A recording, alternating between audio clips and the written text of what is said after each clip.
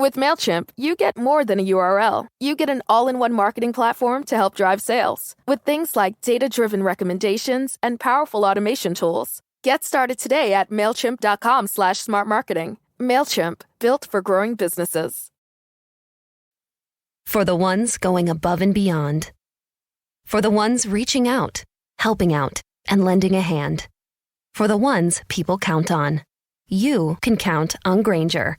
Grainger offers supplies and solutions for every industry. Backed by 24/7 customer support and specialists to help with hard-to-find products. Because you've got everyone's back. We've got yours. Call, click Grainger.com, or just stop by. Grainger, for the ones who get it done. Are you ready, kids? Get your parents' permission, check your mailbox, and grab your shopping cart. It's time for the Adventures in Collecting podcast. I'm Erik. And I'm Dave. Welcome to Adventures in Collecting, where we talk toy news, culture, and hauls, along with our journeys as collectors. Hello, everyone, and welcome back to Adventures in Collecting. Hey, everyone. We're back. It's been a roller coaster of just fun guests, just kind of screaming through here, and we're continuing the guest train today. Yeah. Now that we're starting off year 2 with more guests. Oh yeah, true. Yeah. Happy 2-year anniversary, Dave. Thank you. I completely forgot that was a thing that happened. Yeah, 2 years of Adventures in Collecting. Who knew that, like, you know, I feel like year 2 was a lot of guests, whereas like year 1 was pretty much just us. Yeah. But I think that's awesome. I enjoy the guests. I really have. Yeah, I have no follow up to that. Just like, yes, that is accurate. Yeah, it's wild. Well, speaking of guests, Dave, Daniel Friedman has been working as a freelance graphic designer in the toy industry for nearly a decade, contributing to lines from toy makers like Boss Fight Studios, Jazwares, and Mattel. He's getting ready to launch his own wrestling figure line via Kickstarter called Ringside Chaos. Daniel, thank you for joining us on Adventures in Collecting, and welcome to the show. No, I appreciate it. Thank you for having me on, guys. Yeah, it's a pleasure to have you. We're fans of your work, and I feel like you're like one of those creatives that's like very low key, with the work that you've done so far in the industry. So I'm excited. Dave and I are excited to get some of that information out there and raise awareness about the new venture you're starting. Yeah, absolutely. Yeah, I've been for just shy of 10 years, a decade. I've been involved in graphic design. I'm actually a freelance graphic designer. And I've worked on some pretty decent projects for some, like you mentioned, a few different companies. But with all that knowledge I gained, it's time to start my own. I was gonna say, before we get into the meat of everything, the first thing that we like to do for all of our guests, just to kind of get everybody comfortable and settled, is we ask everybody right now, what are you currently collecting?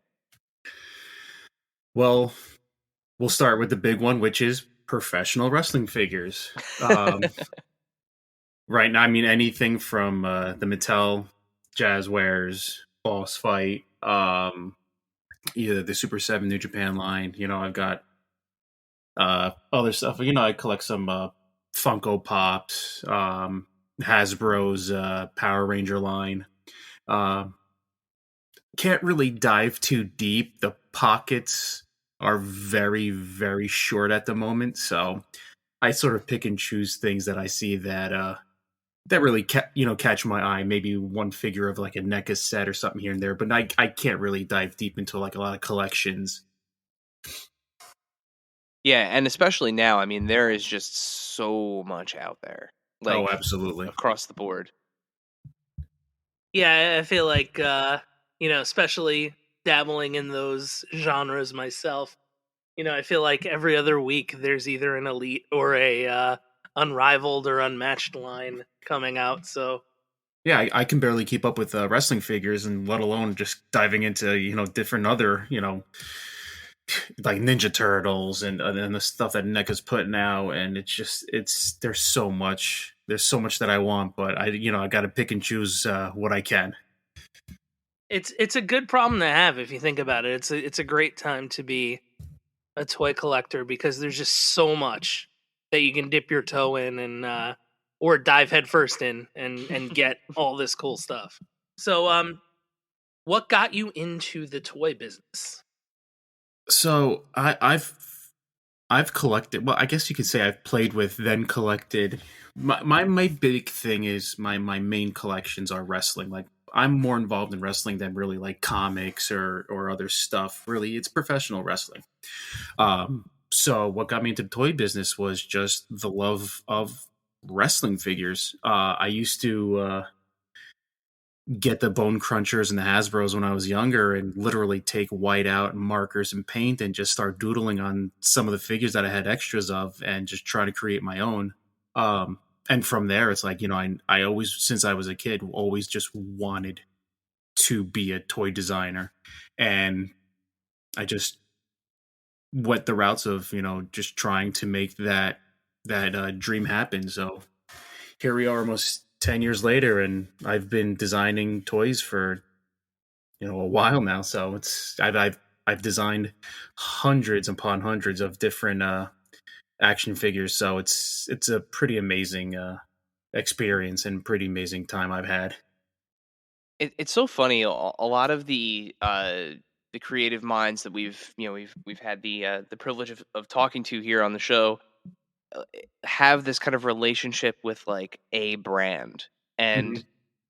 almost every single time it's like a toyetic brand that takes them there. I mean, we grew up, Dave started with the LJNs, of course, but like the Bone Crunchers, really, like that for me, that was my bread and butter with the wrestling figures. I still have the majority of my Bone Crunchers, and they're very floppy these days, but um, you know, it, it's kind of amazing how toyetic wrestling has always been. Oh yeah, I mean, I actually have two older brothers, and they're the ones who got started on the LJN line. So guilty by association, I had my father and my two older brothers who loved wrestling, so I was right there sitting watching and playing with their toys. Um, I myself grew up more on the Hasbro line because that's when I really started to really want my own and really knew professional wrestling, because I was born the year that, I forget if it was 84 or 85 when the LJN started, but I was born in 85. So I don't have a lot of fond memories of my brothers really playing with them. My fondest memory started in like 89, 90 when those Hasbro started to come out. And, from there, my brothers sort of, went their separate ways in terms of professional wrestling. They watched it here and there, but they didn't buy the toys anymore, didn't collect or anything. But I stayed with it through the Hasbros, the Jax BCAs, the Titantron Lives, Ruthless Aggression, Classic Superstars, the Just Toys Bendems, the Galoob, the WCW stuff, and I'm obviously still collecting till this day. Yeah, and you're seeing a lot of that come back too, like, especially that Hasbro line. I feel like when people talk about wrestling figures, that Hasbro line made such an impact on so many people that, now, of course, Mattel bringing back with the retro line, Mhm. again. And, then you have people like Chella Toys and Zombie Sailor that are making their own retro inspired lines based off of that Hasbro line. And, those figures are still just as kind of collectible and sought after as they ever were, if not more in some cases. Absolutely. It's like the kids who were playing with those figures back in the day are now all grown up and are actual toy designers now and reliving that nostalgia from their past, which is amazing.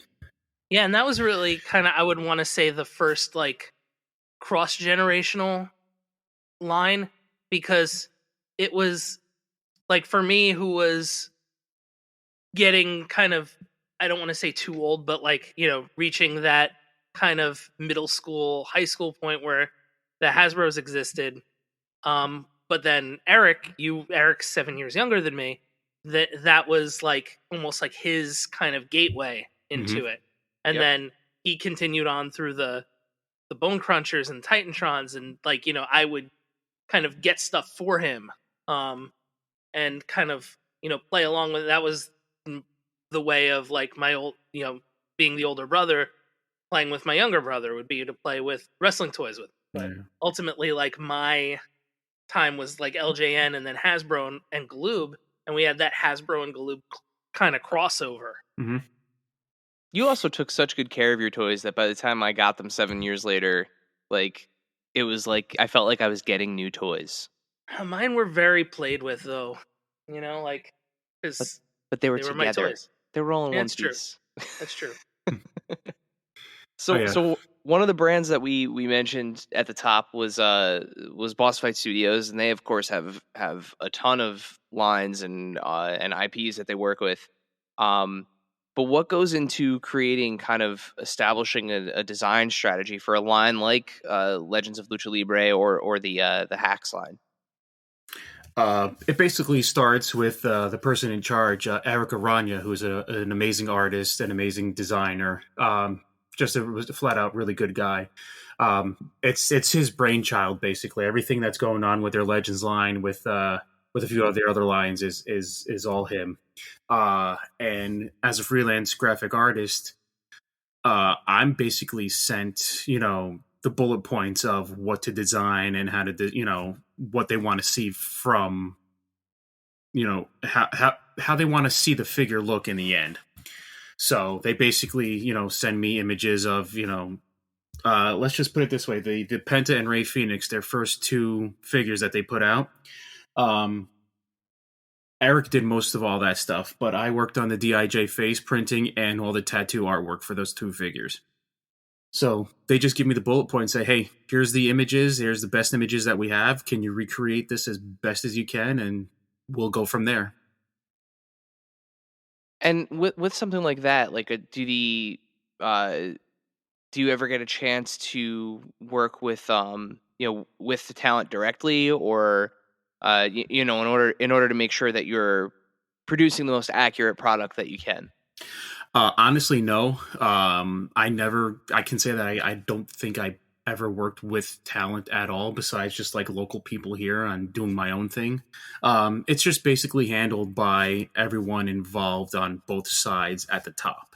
I'll just hand in all the work, basically what I did, and they'll come back to me saying, hey, this person said they want this fixed or change the color, this or that, and just go to work, fix it up, and send it right back. So in terms of the intricacies of something like, you know, the detailing of tattoos or ring gear, or you know, in the case of those two figures, and you know, Penta has the secondary head sculpt with like the ripped mask and everything. Is it really just kind of then based on the reference materials and the samples that are provided, and you just kind of do your best to recreate given the samples that you have? Absolutely. They supply me as, you know, best as they're given as well, in terms of you know, high resolution. It could be action shots from the event that took place at. Some companies will actually give you studio shots, so you can get really, really good details of their tattoos and recreate them as best and as perfect as you can, because they're just such good pictures. And then sometimes you're working on a figure that you don't have any reference, and you got to go on a website or Google Images and just try to find, you know, that specific date that wrestler wore that gear. So sometimes it can be challenging, but for the most part, a lot of these companies, a lot of the wrestling companies do supply the toy companies some pretty decent photographs and digital photos. I have been out of wrestling and wrestling figures for a little bit now, and I've recently, like literally over the span of the pandemic, have gotten fully back into wrestling after like being out for probably 15, 16 years. That's good to And hear. and it's just, I mean, the product on, especially the AEW product, and even, you know, much of the talent that's in WWE is just so interesting, and you know, I was grasping for content and things to kind of keep me distracted from the the world around me, I guess you could say. Hmm. But like the figures have come such a long way, Oh, and absolutely. especially in like articulation aside, because like I have Marvel Legends figures, so I'm used to kind of and NECA figures, so I'm used to like the 6 and 7 inch, highly articulated kind of setup like that I feel like is kind of a given, especially at that like $20 ish price point. But the detail, the way that the faces look, the detail in the tattoos, I'm just fascinated by how that process actually happens. It's funny for a $20 figure. There's a lot of detail that does get taken out of a figure to hit that price point. So you'd be surprised on how much more detailed a figure can be. Like if you look at the Ultimates, for the Mattel line, obviously it's a higher price point, so they're able to add soft goods. They're able to add more deco hits on the figures because the price point is a little higher. But for a basic, elite $20 figure, there's so much more that actually goes into the figures that obviously has to be taken out just to hit cost. But even I was just posting a picture today of the basic Chelsea Green figure. Hmm. And I opened her and, was surprised because, I also do like, because of just kind of having a history with those old Jax figures, like the basic articulation still feels like a lot of articulation for me, Hmm. in a lot of cases. But like I noticed on the back of Chelsea's arm, like even just kind of this really, really tiny, if you didn't know to look for it, you wouldn't even see it. Tiny little tattoo Hmm. that was included on the back of that figure, and you're looking at a figure that's a $10 price point that has a really great likeness, has Hmm. solid articulation, and has great paint hits and detail. Yeah, I mean that's like stretching the budget, but if I'm not mistaken, I think that line may also not have a complete six-figure series. Correct. I think Andrade was taken out because of his time going, obviously leaving the company and all that. I think I could be wrong, but I think that's what happened. But I think it was. yeah. I mean, to hit budget on certain lines, I think some characters might have less deco because they need to add the deco onto a different character. Interesting. Um, yeah, and for that's from what I gathered. Obviously, with me and just I basically just do the graphics, so there's a lot of insider knowledge that I don't have, but just doing my own thing now, I can sort of gauge why some things do happen now and why some things have to be eliminated. Because Well, even the more deco you add, the just the higher and higher the price is gonna be at the final. yeah, even like the Penta and Ray Phoenix from Boss Fight, like just an incredible, like the tattoo detail is just incredible on those, and it's one of those things where you look at it and you go like, all right, this is you know definitely kind of well spent putting with all of this that can be put into it. Hmm. Um, so we talked about some WWE figures just briefly. Tell us about your time working on an established line like WWE. Well, I mean, it's pretty amazing because that was really one of the first lines that I was able to work on as a designer is the WWE line from Mattel between the basics and the elite line. That started about 9 years ago.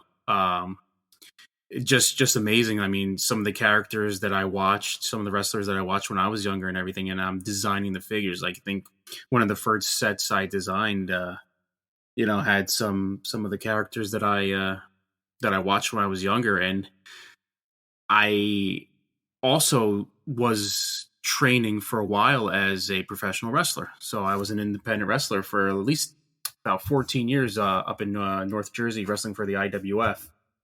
And I was able to wrestle with some legends. And fast forward a few years later, I'm actually designing some of the graphics that go onto their figures, which was just mind boggling at the time. And then when I actually saw those figures in the store on the shelves, I was like, "Wow, somebody's got to pinch me," because I was like, "Is this real?" So it's just it's just been amazing, just from the get go. I've worked on so many different, figures for Mattel. And one wrestler in particular, Darren Young from the Primetime Players.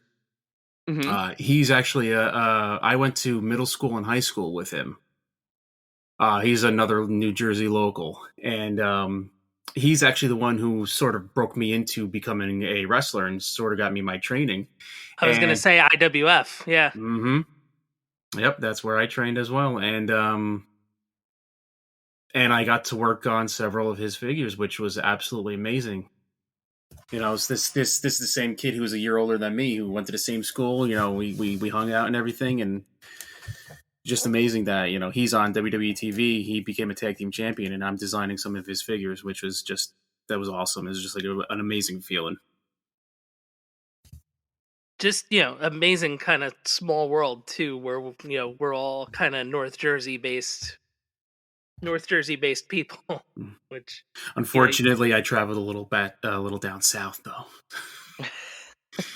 North Jersey was a little too much for me, and starting a family is a little too congested. If you know what I'm talking about. I hear you. I'm still in North Jersey, but I moved a little bit further west in the area of North Jersey, so I'm a little more removed from the city traffic and whatnot. There you go.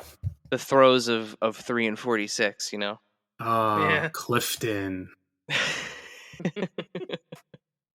What kind of makes you go from 12 years of pro wrestling training to go into design? Well, I actually retired myself about 4 years ago. Just a lot of aches and pains and knee injuries and missing ACLs and MCLs and this and that. So, like I said from the get-go, like pro wrestling has been it's a passion for mine. It's my love.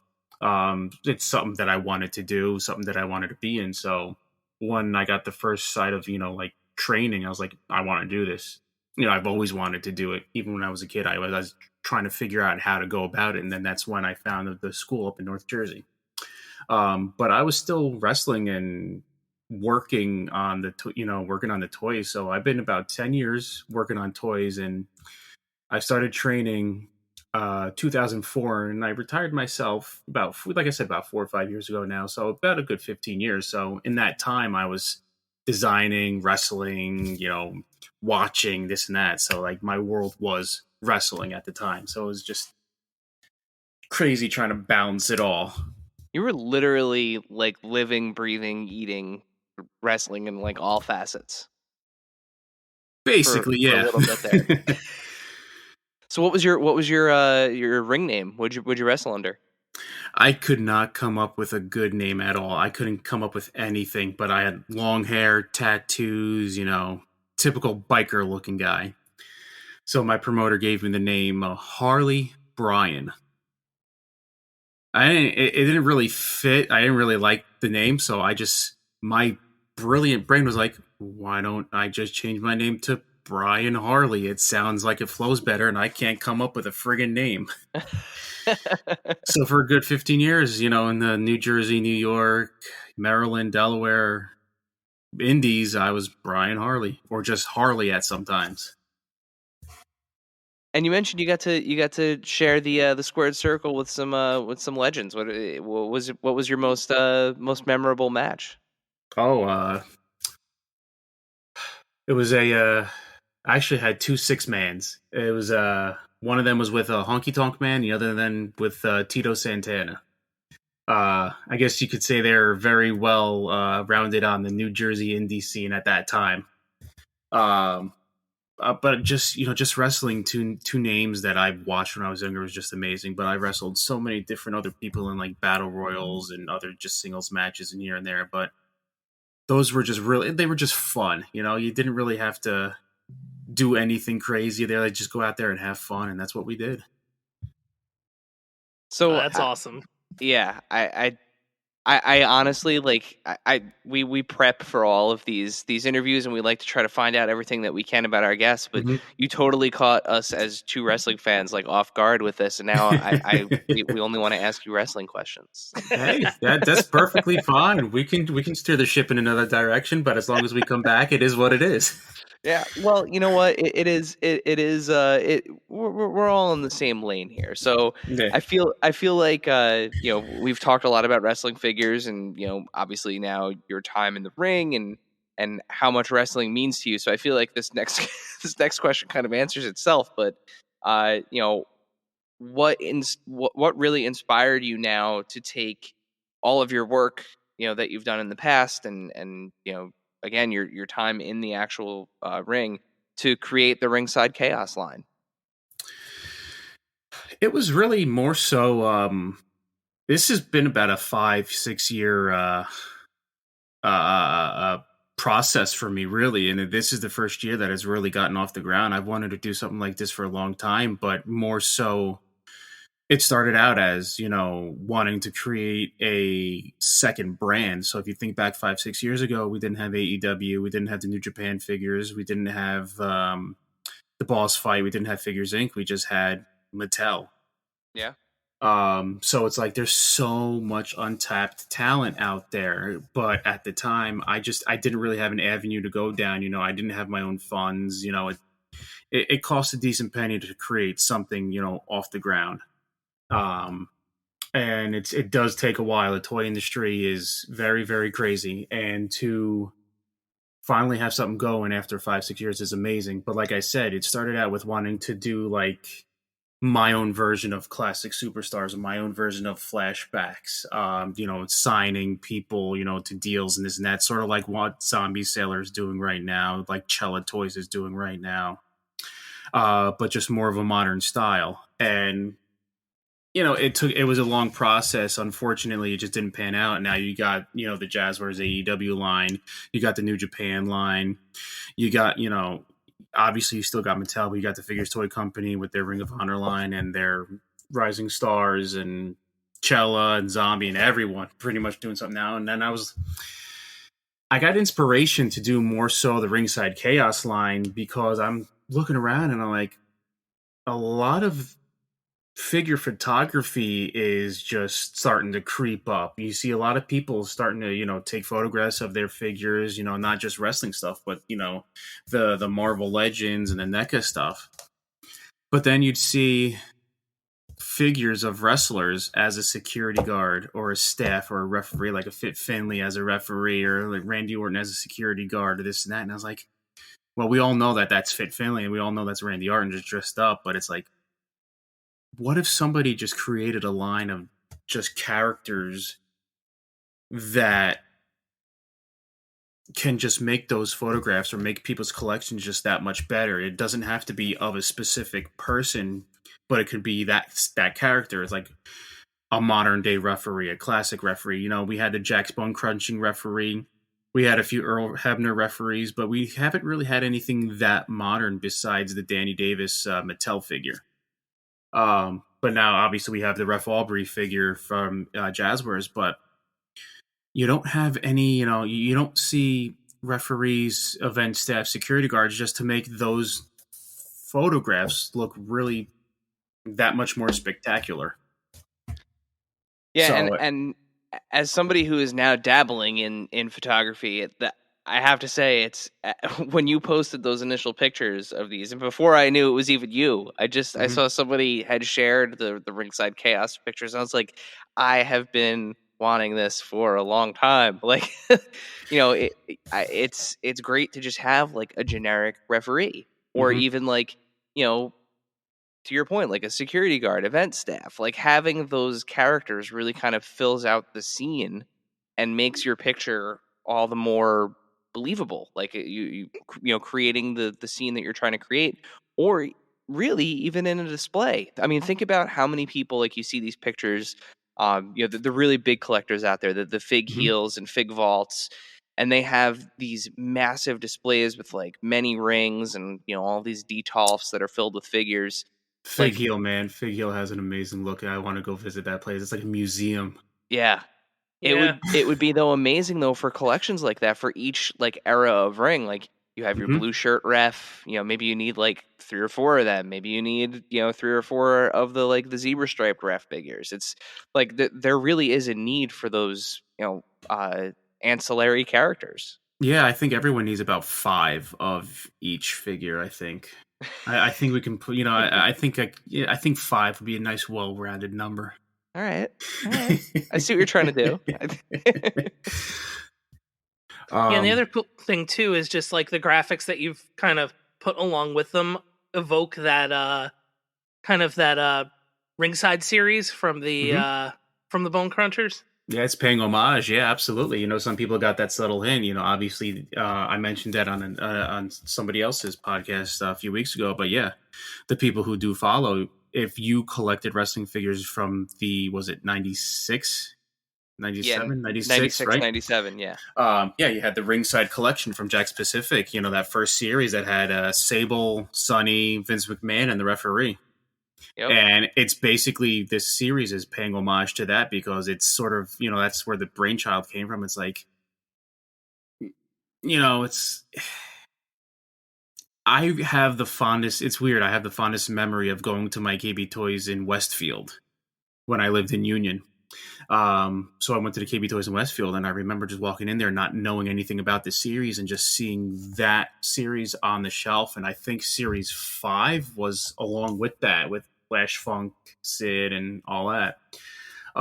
Ken Shamrock. But I remember because that package stood out to me: the purple, the black, the white, the red. And you didn't really have those characters until now. It's like, you always had just the wrestlers, but you never really had like an announcer or a manager, and boom, you got that. And then you also had the manager series with Mark Merrow and Sable, and then not Paul Merrow, was it Clarence Mason and Crush and all that stuff. So it's like Marlena and Goldust, yeah. And Bob Backlund and Sultan. Bob Backlund, Sultan, yep. Or well, yeah, I think it was Paul Bearer and Mankind too, right? Or is that? Yes. Yeah. Yep. Yeah, and I mean, I remember like we went full in depth. Like we had like spreadsheets, and like we would make our own cards and like events and stuff. And when those figures came into our possession, it was like the stories that we could tell. Oh yeah. Became so much more intricate and in depth because now we had like I could vividly remember before having a Vince McMahon figure, like Vince would just be talking off screen, like in our heads, like it's like Yep. Vince is just yelling from the back, but like now we have a Vince figure, Mm-hmm. and like those didn't exist since the LJNs. Like you had all the managers in the LJNs and like Vince and Mean Gene. Mm-hmm. Slick, you had Slick too, Captain Lou. Freddie Blassie, Johnny V, like everybody. And that wasn't there all through Hasbro's and Galoob's. Nope. Yep, and now and it was great too because like the timing with television at the time was pretty quick. Like so when Sergeant Slaughter came out and he had like the notes in his hand and all of those ringside figures were pretty current. They got them out relatively in time with what you were seeing on TV. So like whether you were trying to copy the stories that you were seeing or making up your own, you had the inspiration. And I feel like that mindset, we've talked about this before, like this kind of like how does play graduate with you? So like obviously like when you're a kid, you play with them because you lay on your stomach on the floor and you bash them together. Mm-hmm. But like as an adult, and as a collector, like you have this kind of elevated state of play. So whether it's designing the display to pay homage to a certain era, whether it's a display that pays homage to just a brand in general, or you're doing this photography, you need these pieces. You need these to steal your own words. You need to fill the gap. You need to have these characters in your collection. Absolutely. Like even if you don't do photography and you display your figures, you have, you can do Diesel in his pose where he's, lifting his fist and whatnot. And, what if you just you have the ring, and let's just say you have Bret Hart and Shawn Michaels from their Iron Man match in there. Hell, why don't you have the referee in the middle? Holding the hands or whatever. As a tie in the beginning. Just both men win or whatever. But it's like you can display that too. Yep, and with the new Gen Arena coming out now, like you can have your security staff, escorting talent to the ring. Like there's there really is a lot of it really does give you a lot of options. Mm-hmm. Absolutely. So how did you decide on the looks for the figures that you've shown off so far? Like for me, I saw the event staff and I immediately thought like Meadowlands event staff. What's well, then there you go. You just answered your own question. I went to almost every single event at the Meadowlands. You can't really tell, but if you look at that tag, the lanyard, the little blue logo on the top is actually the Continental Airlines Arena logo. I'm currently zooming. Excuse me while I zoom. It's difficult to tell, but yeah, that's the Continental Airlines Arena logo. Amazing. I'm glad you went with that and not the Brendan Byrne. Oh, the Brendan Byrne. I don't have as many fond memories as the Brendan Byrne than I do as the Continental. Even the Meadowlands I have more memories of. Yeah. But not the Izod Center. Yeah, no, definitely not the Izod Center. Yeah. But yeah, I mean, it's basically...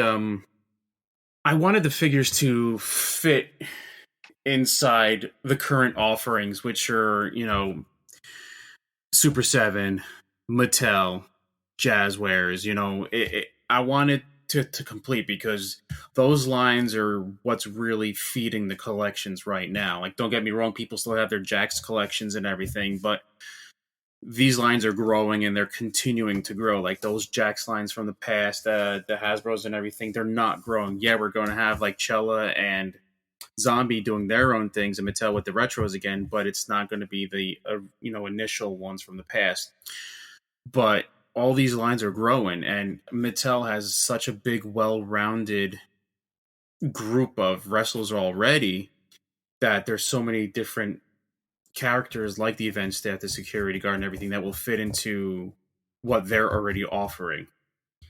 So I just figured it would make more sense to design the figures more so around the looks of and the articulation style of what Mattel and Jazwares and Super 7 are really offering right now.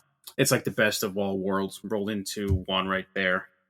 And it's just basically, like you said, it's like the Meadowlands event staff. That's my fondest memory, the yellow shirts and everything. And then a security guard. So that event staff figure, that's actually me, just an event staff shirt. So people be aware that you're going to be buying at least 10 of those figures just because you have to. We're going to have a bunch of Dans. Absolutely. I have to get a little fine point Gundam marker and write Dan on one of the name tags. There you go. But like the security guard, obviously, you always have the security guards roaming around there too, their basic black shirts and everything. And that's just pretty much just, it's really just what I frequent the message boards everywhere, and wrestlingfigs.com and wherever I can go, and on Instagram and everywhere. It's like these are the things that the people are looking for, but no one's really out there doing it. And that this is what I'm going to be doing because this is what the fans want, and there is a market. It might be a niche market, but there is a market for it. And from what I've seen, after I put the pictures up and everything, it seems like a lot of people are really, really happy. Obviously it's not perfect. It's not going to fit somebody else's, style. And it's like, it is what it is. But for the most part, it's a lot of good feedback and a lot of people that are pretty happy that something like this is happening. And now, a word from our sponsors. With Mailchimp, you get a whole lot more than a URL. You get an all-in-one marketing platform to help drive sales. That means you can connect your data to make more informed, smarter decisions, and you get powerful automation tools like our Customer Journey Builder to ensure you never miss an opportunity to turn shoppers into loyal customers. So if you're ready to integrate your marketing and boost sales, Get started today at Mailchimp.com/smartmarketing. Mailchimp, built for growing businesses. For the ones going above and beyond. For the ones reaching out, helping out, and lending a hand. For the ones people count on. You can count on Grainger. Grainger offers supplies and solutions for every industry. Backed by 24/7 customer support and specialists to help with hard-to-find products. Because you've got everyone's back. We've got yours. Call, click Grainger.com, or just stop by. Grainger, for the ones who get it done. And now, back to the show.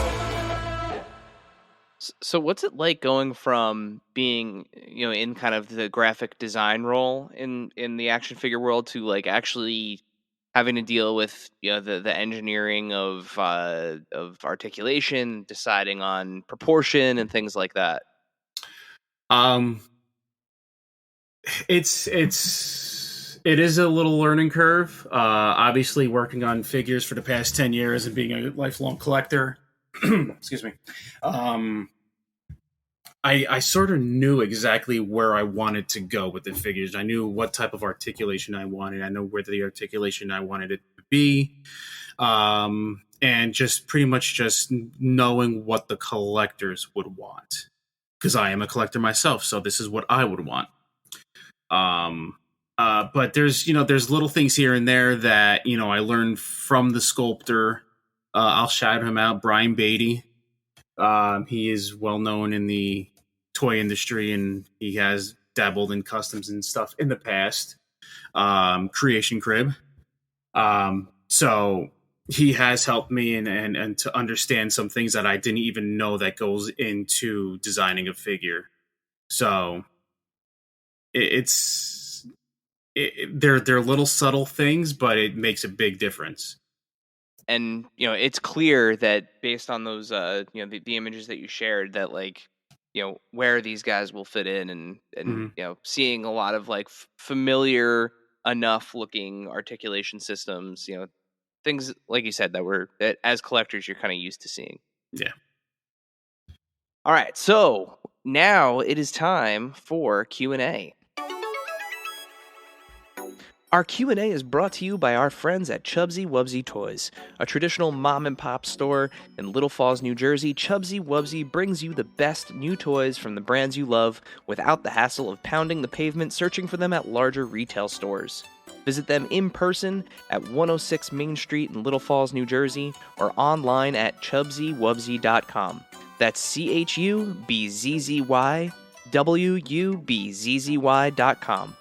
Tell them Adventures in Collecting sent you. So we posted a story and a tweet and a post announcing that you were going to be on the show, and we collected some questions from the listeners and followers.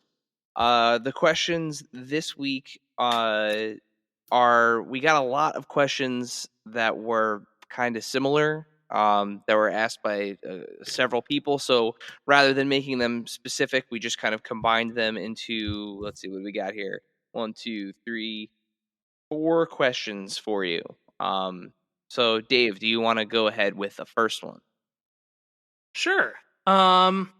So first question is, Ringside Chaos looks awesome. Will there be any female characters? In the first series, no. This is basically the initial launch. If you notice that the characters all basically share the same body mold, body style, I'm putting every penny that I have into this. This is my own money, and to tool up a lot of new parts would just be astronomical in price. It would not be worth it at all. So off the bat, you're getting a lot of the characters that are basically sharing the same body. I have more characters in line, and as long as everything goes well, there's a reason why I put Series 1 on the artwork, because I would love to do 2, 3, 4, 5, 6, 7, 8, 9 more sets. And females are definitely on the list. As long as this thing can take off and do what I want it to do, the sky's the limit on characters. And there's definitely a vast amount of females out there that would definitely benefit from this type of series. Awesome. Going along with the idea of new characters, are there plans to make generic fans? It is in my notepad to possibly do something. As of right now, the main focus is just to get I guess you could say, main characters of the ringside personnel first. But there have been some ideas. So I'll talk to you briefly about the shirt. It's the same mold, but the collar piece is going to be separate. So it's going to be one figure can have like a long tie. One figure, like you see the referee, the retro referee has the bow tie, and most of the other ones have just a basic, 2-3 button collar. So that piece is a separate piece. But underneath that, the basic shirt has just the basic round shirt collar, like on a regular t-shirt, which you can definitely create just a basic t-shirted individual. And the thought process was, hey, we'll see how this, first set or two goes. But I got the cost and the tooling, where I needed it to be. And as long as I got that, there's no reason why we can't make fans, or we can't make marks, or however you want to call them. Somebody likes to call themselves. He might listen to this, but one person who does know about this set likes to call him Fat Mark number 1 or Fat Mark number 2. So we'll see if we can get to that point. Yeah, I mean talk about an easy way to sell a bunch of them at once, right? You make just kind of generic fans, and make some different ethnicities, and you're in business there. Which is a big question that I saw, which about ethnicities.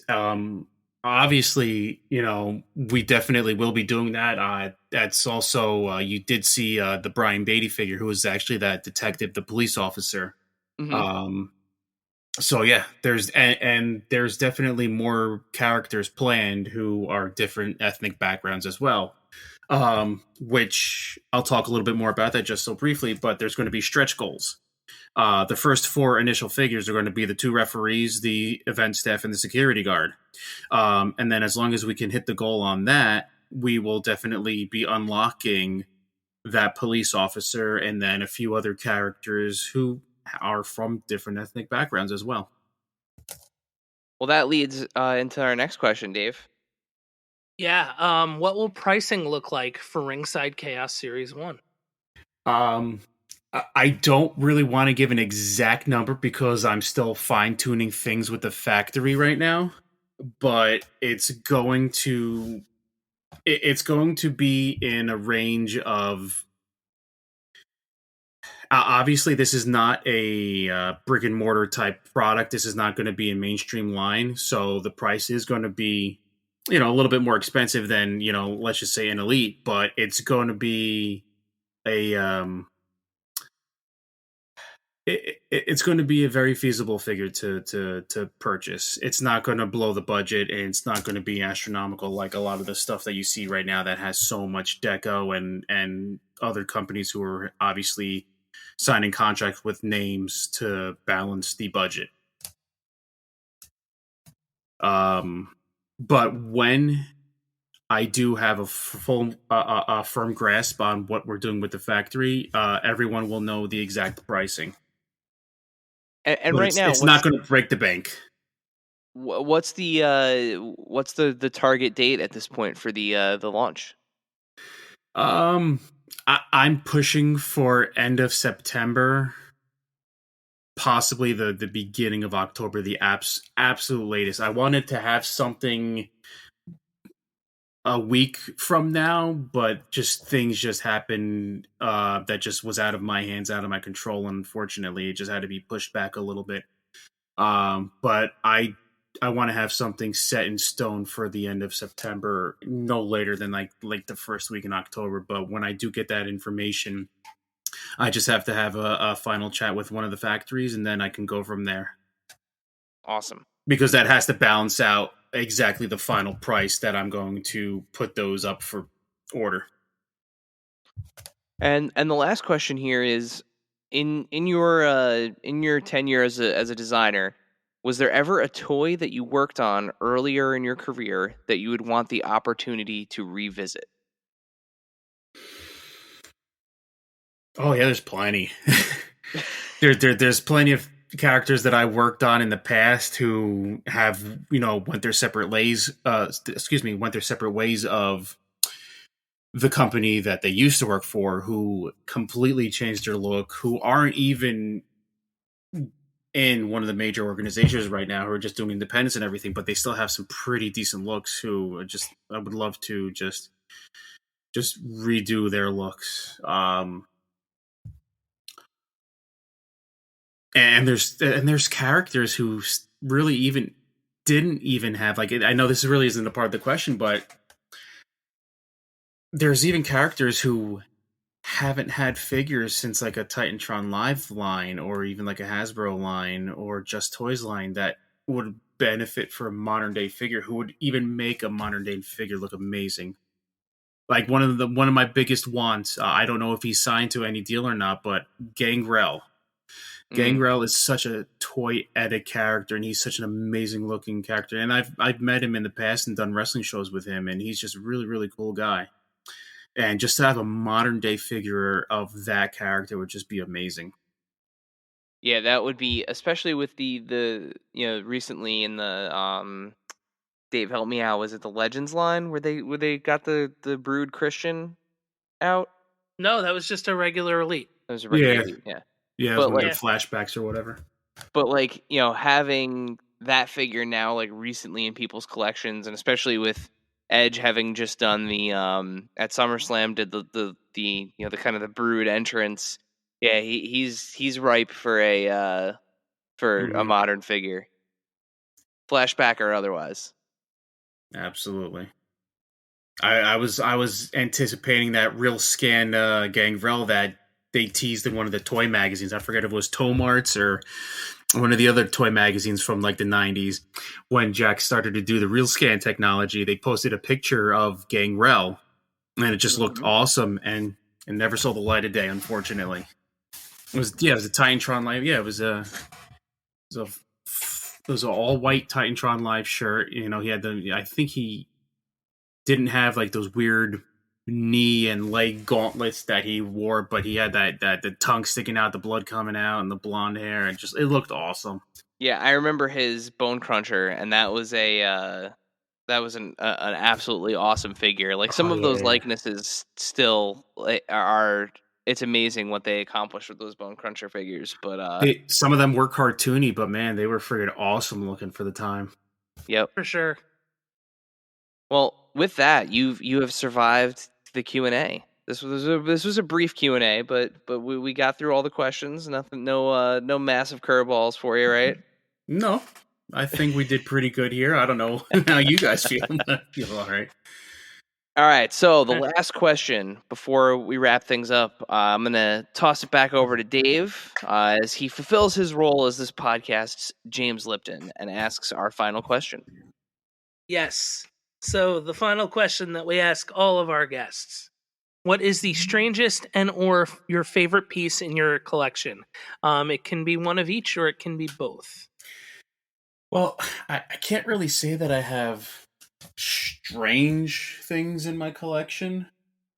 Unless you're talking about some of the customs that I've done over the past years that are just weird and odd and just put together and just half done and not even completed. I feel like I'm Sid from Toy Story with all these weird things. I was just about to say, what are you, Sid? Is there a doll with like Kinect's arms under your bed? Scaring my kids with those.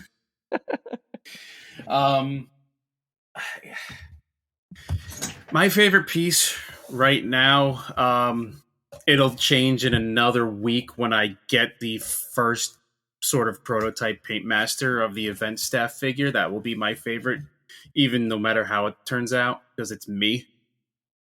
So that'll be amazing. But you know, I do have one thing that I miss dearly was I had the original Manu prototype from the Jax Ruthless Aggression Adrenaline line.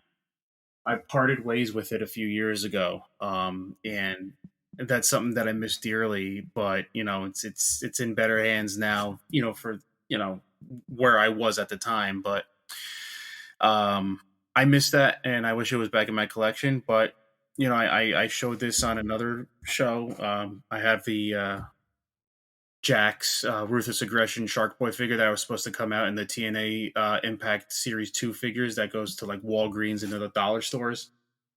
So I have one of the only like 2 or 3 that are really known. But I'm a big fan of Crush Bryan Adams. And my favorite figure in my collection right now is my original Demolition Crush Hasbro figure from the 2-pack. Do you still have his helmet? That was a great 2-pack. With the helmet, yes. You can't forget about the helmet. The original one, it's beat to hell, but it's mine. It'll always be mine. It'll never leave my side. I'm sorry, it'll never leave my totes or my collection. It's not at my side. I don't have it on my nightstand or anything, but it's in my collection. I do remember those figures, and I know my Hasbro one, I definitely lost the helmet. For sure. You know, my brother had the Smash figure. I don't know what happened to that helmet or that figure. I mean, I do have a Smash one still, but I don't know what happened to that specific one. But I made sure I kept my Crush in his helmet. Yeah, I had both Smashes, so I was like, so it was cool to have like an extra helmet, or I'd give it to Axe every now and again. Yeah, I think that's what happened too, because eventually we just had one Smash, one and Axe and Crush, and we had 3 helmets. So I'm like, my older brother was able to go out and do his own thing with his friends and everything, so he may have gotten another 2-pack I didn't even know of, or somebody else's. He stole it from a friend's or something. Who knows? But we ended up with all 3 members of Demolition actually having their helmets. So I don't know. Schoolyard action figure trades, man. That's how I got my Bone Cruncher Diesel.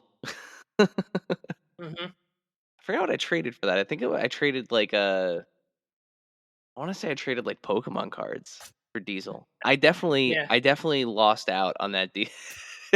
Well, nowadays, yeah, you lost out on that deal now. Back then, I feel like I did all right. Well, Dan, thank you so much for taking the time to be on Adventures in Collecting with us. Before we let you go, let our audience know where can we find you on the internet, and where can we find more about Ringside Chaos?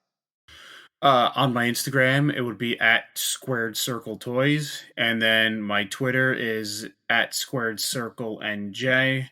The website is not live yet, but it will be squaredcircletoys.com. That's going to go live roughly about a week or 2 before the launch, just so we can put some news and updates up there as well. Awesome. And as stuff comes out, we'll be sure to share it and get it out there and amplify it. We're super excited for this line. We can't wait for it to launch, and we're excited to see how well it does when it does amazingly and gets fully funded and unlocks all the stretch goals. Absolutely. And everyone buys 5 of each character, but 10 of the event staff. Yes. There's no doubt that those stretch goals are going to be unlocked. But there's a lot of people. I'll leave you guys with this. There's a lot of people asking for specific characters in the line, and let's just say when we launch, you'll see what's going on. All right. I think that's a little teaser. I think it's a good place to leave it. Yeah. We're gonna go back in time a little bit. Thank you, dear listener, for hanging out with us today. Subscribe, rate, and review us wherever you listen, and then tell your friends to do it. Thanks also to Joe Azzari, the golden voice behind our intro. Our music is Game Boy Horror by the Zombie Dandies. Find more about them both in our show notes. Follow us on social media at AIC_podcast on Instagram and Twitter. Stop by and say hi, show us your toy hauls, and share your toy stories. Maybe we'll talk about it in a future episode. Don't try this at home. Void where prohibited and some assembly required. Each sold separately, not a flying toy. Consult a physician if your toy run exceeds more than 4 hours. This has been a non-productive media presentation. Executive producer Frank Hablawi. This program and many others like it on the Non-Productive Network is distributed under a Creative Commons Attribution Non-Commercial No Derivatives license. Please share it, but ask before trying to change it or sell it. For more information, visit non-productive.com.